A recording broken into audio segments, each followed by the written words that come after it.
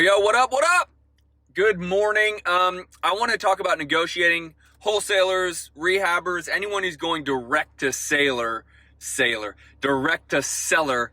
This is going to be a huge strategy, one piece of our strategy that we use and that I believe you should be using as well, which will be in the middle of negotiating.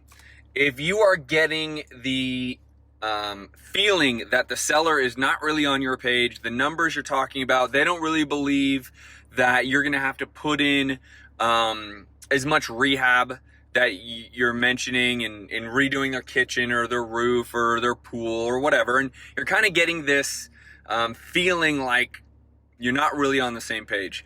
Well, by the time you get to numbers, you're going to have a great understanding of whether you are or are not on the same page.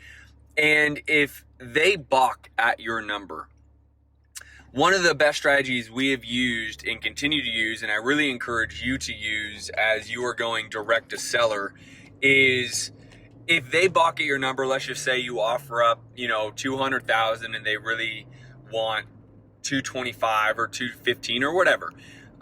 First and foremost, you should have a pretty good understanding of where they're at. Okay, where do they need to be? And if they balk at your 200,000, you need to simply ask them, hey, it doesn't sound like you're in love with the 200,000 I'm offering you. What would get this done today? What number would you say, that's what I'm looking at selling for, and for you to sign the paper, Mr. Seller? So that's the first question. Once you're able to get that number, remove yourself. That's the strategy. Remove yourself from the house, remove yourself from their presence. Say that you need to be going and calling your actual money partner, or you need to be going and calling your valuation assistant to make sure that the numbers can be met, that you can actually pay for that and the rehab. And to confirm for that, always lean on a higher authority, that you ultimately can't make that decision whether you can come up or not. And if you do that correctly, remove yourself, go outside, jump on the phone, whether you act like you're on the phone, whether you're actually calling someone, it does not matter. The point being is there's a higher authority for you. So when they say, oh, they really need a 220, you go, oh man, that's tough. Like, as we just mentioned, there's a $35,000 rehab.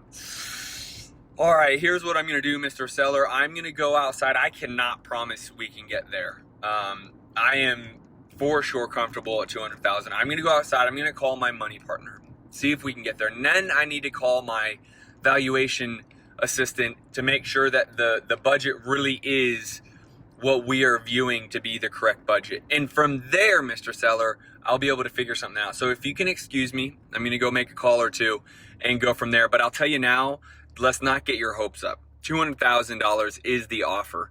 And then you go do this whole thing, and then you just escalate in a small manner. So listen, I think the valuation for my rehab is at $35,000. I talked to my money partner. I found about another $5,000 that we can work in. It's now or never, Mr. Seller. $205,000.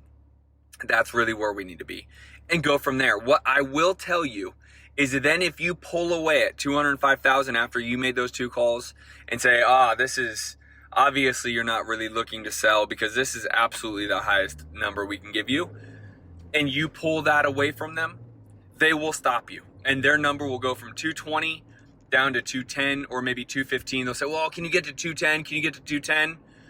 And you already know whether you can or not. So that is a powerful, powerful negotiating strategy. I hope this video finds you well. I hope this training finds you well.